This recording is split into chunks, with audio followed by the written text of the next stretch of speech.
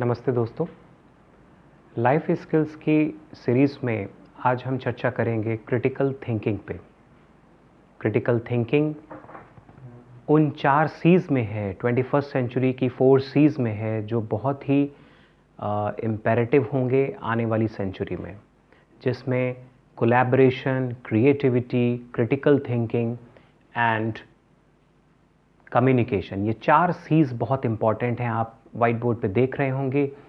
First diagram में 4 seize का significance बताया गया है और इसमें से एक है क्रिटिकल थिंकिंग, जिस पे आज हम लोग विस्तार से चर्चा करेंगे। इसको हम एक उदाहरण से समझने की कोशिश करेंगे कि क्रिटिकल थिंकिंग है क्या।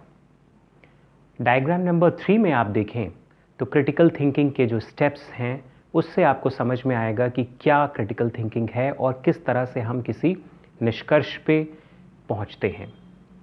जो पहला चरण है वो है जानकारी इकट्ठा करना, दैट इज़ आई, जिसको हम कहते हैं ऑर्गेनाइजिंग इन्फॉर्मेशन। आज के परिप्रेक्ष्य में लॉकडाउन की नीति पर चर्चा हो रही है और इसी को हम उदाहरण के तौर पे लेंगे। क्रिटिकल थिंकिंग में सबसे महत्वपूर्ण चीज़ क्या है कि एक डिसिप्लिन्ड वे ऑफ थिंकिंग है, जिसमें रैशनैलिटी और ऑब्जेक्टिव एनालिसिस को महत्व दिया जाता है किसी भी निष्कर्ष पे पहुंचने के लिए। यदि हम 2 महीने पहले जाएं, लॉकडाउन 1 की बात करें, जब लॉकडाउन पे निर्णय लिया जाना था कि क्या लॉकडाउन भारतीय परिप्रेक्ष्य में किया जाना चाहिए अथवा नहीं, तो सरकार के समक्ष ये चुनौती थी कि लॉकडाउन पे निर्णय लिया जाए और क्रिटिकल थिंकिंग की अगर स्टेप्स फॉलो करें तो उसमें आप देखेंगे कि और कंट्रीज़ में लॉकडाउन जो हुआ, चाहे वो यूरोपियन कंट्रीज़ में हो चाहे अमेरिका में हो, लॉकडाउन का जो एक्सपीरियंस था और कोरोना क्राइसिस कोविड-19 के बारे में जो जानकारियाँ थीं, उस आधार पे हमने विभिन्न जानकारियाँ अलग अलग स्रोतों से इकट्ठा करी। वो क्रिटिकल थिंकिंग का एक पहला चरण था। दूसरे स्टेप में हम रीजनिंग पे आते हैं, जिसको हम कहते हैं कि तर्क संगत रूप से चिंतन करना, यानी जो भी जानकारी हमारे पास आई उस आधार पे हमने एक structured form of reasoning follow करी, यानी उसके अलग अलग पक्षों के बारे में, और जिसको हम कहते हैं कि ऑब्जेक्टिव एनालिसिस करी, यानी बिना किसी प्रेजुडिस के, बिना किसी बायस के, अपनी भावना के, इमोशंस के, उनको अलग रख के हमने ये स्टेप फॉलो किया जिसको हम कहते हैं स्ट्रक्चर्ड फॉर्म ऑफ रीजनिंग। किस दिशा में? हमारा फाइनल गोल क्या है, ऑब्जेक्टिव क्या है कि whether to implement lockdown in Indian context और नॉट। थर्ड चरण क्या है, जिसको हम कहते हैं एविडेंस, यानी कोरोना क्राइसिस और कोविड-19 के संबंध में अलग अलग देशों से जो जानकारियां आईं, हमने अपनी रीजनिंग अप्लाई करी, एविडेंस को इकट्ठा किया, साक्ष्य इकट्ठा किए, उन साक्ष्यों के आधार पे फिर हमने कुछ मान्यताएं बनाई जिसको हमने कहा assumptions. On the basis of evidence that we received from various sources, we formed our assumptions about lockdown.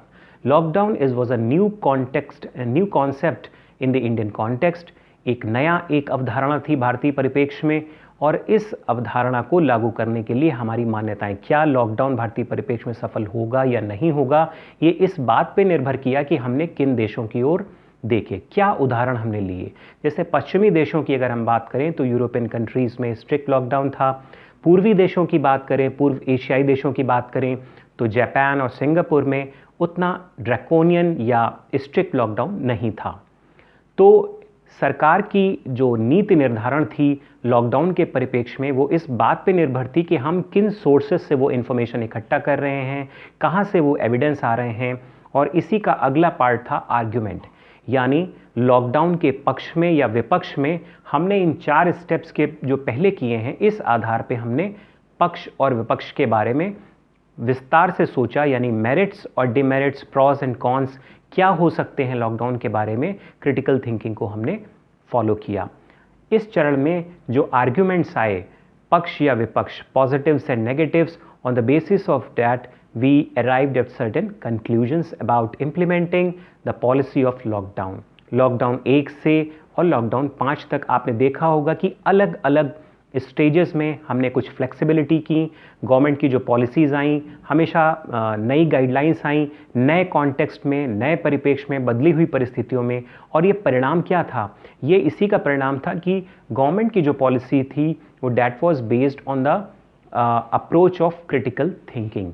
Critical thinking lockdown के परिप्रेक्ष्य में सही या गलत एक अलग पक्ष है, लेकिन जो हमारे सामने परिस्थितियां होती हैं उस परिप्रेक्ष्य में जो हमारे पास साक्ष्य और प्रमाण होते हैं उस आधार पे हम निर्णय लेते हैं। हाइंडसाइट में बहुत लोग कह सकते हैं कि लॉकडाउन पॉजिटिव नहीं रहा या फेवरेबल नहीं रहा या लॉकडाउन अच्छा रहा, दोनों ही बातें हैं, मगर असलियत ये, वास्तविकता ये है कि हम किसी भी निर्णय में पहुंचें लेकिन हम क्रिटिकल थिंकिंग को फॉलो करें।